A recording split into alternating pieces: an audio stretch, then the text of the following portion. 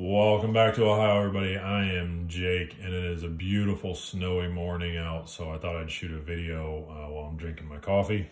So this is a discontinued model, the CRKT Torreya, and the reason why I like showing these kind of older ones, and if I can get my hands on a few more of them, it gives us a really good idea of what the industry was doing and where they were at.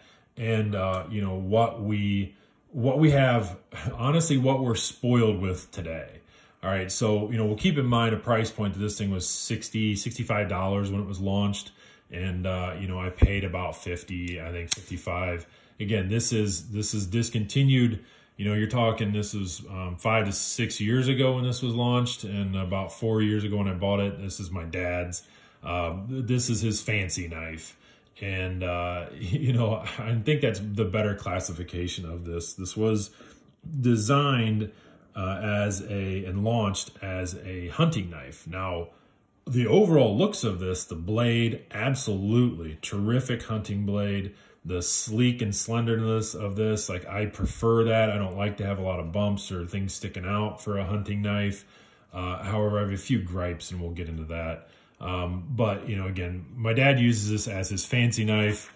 And in fact, he does about the most dad thing that I can think of. And that is, he puts the knife in the sheath that it comes with and then puts this in his pocket. And I find that to be hilarious. But it's his knife. He can do what he wants, but you can see he doesn't really carry it too much.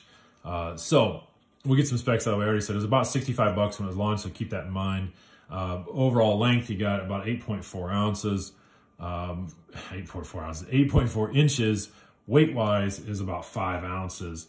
Material wise, let's get that. So the handle back here, they just classify this as a resin infused fiber. So not micarta, but something that's sort of a little bit, I don't know, maybe this evolved into be the GFN and FRN that we know about. It is a little slicker. They didn't really put much on there, but it looks really neat. Like, I think that's, again, one of the designs. I tend to like these older, again, gentleman's carry or traditional knives with the bolsters and stuff. I think they just look neat.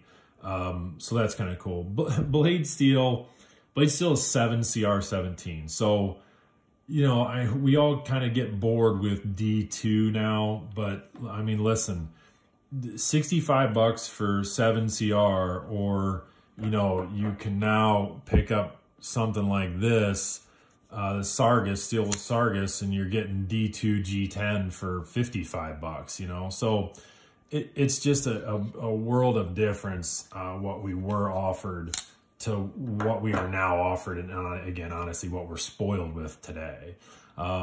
So a couple more things to talk about in the design of this thing. That logo right there, if you're not familiar, that's their IKBs, which is a very terrific design, meaning that they have a race in here with ball bearings inside of it. And Flavio Icoma and Rick Lala of Korth Knives came up with this entire system. So that's the I and the K, and then it all just ball bearing system. So the IKBs is really, really cool. However, look, if I'm going to hunt with a knife, I really definitely don't want to worry about anything to do with ball bearings. And, if I'm going to field dress a deer, I don't want to worry about that. I personally use fixed blades for that stuff. I don't really like cleaning up a folding knife, especially one where this is all sealed off back here. So, I don't know. Again, that's just the designer's choice. I do think it looks really, really good. Oops, sorry, functional wise, I'm not so much, but again, that's just personal preference. Look, it's a cool knife. Again, I think the more importance of me talking about this is, as we lay out some comparisons, to think that, 65 bucks got us that. Now, 65 bucks gives us a world of options and stuff we almost snub our nose at because it's just sort of boring. A D2 with a G10 and it's a flipper. And, again, I can bring out some other ones like that. But, I mean, really, look, D2 is a good overall steel. It's a great, I say a starter steel. And we're getting really spoiled with knives like this. I'll put out some other ones, just kind of some comparisons to it. What we're offered now This one certainly a bit more expensive in the $80 range. The Cold Steel Airlight, you know, you're getting a drastic difference though in blade material and really the G10. But you know, look at that overall design though. I mean, that's really like a jump forward. You know, it's almost the same kind of handle shape and this sleek, slender carry, you know, that thing provides. So I think that's really cool. That's a good comparison.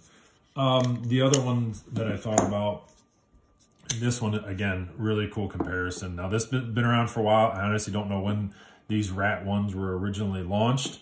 But, you know, I mean, look, we're almost the same length. Materials-wise, I think is definitely better. I mean, this is the OS 8 version, which is certainly a step up from the 7CR, and you're half the cost. I mean, again, you can find these on sales for in the $20 range. Typically, they're around 30 bucks.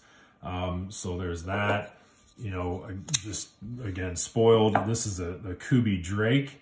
Lengthwise, weight, almost the same build, so on. You know, it's kind of the same overall feel to it and look to it.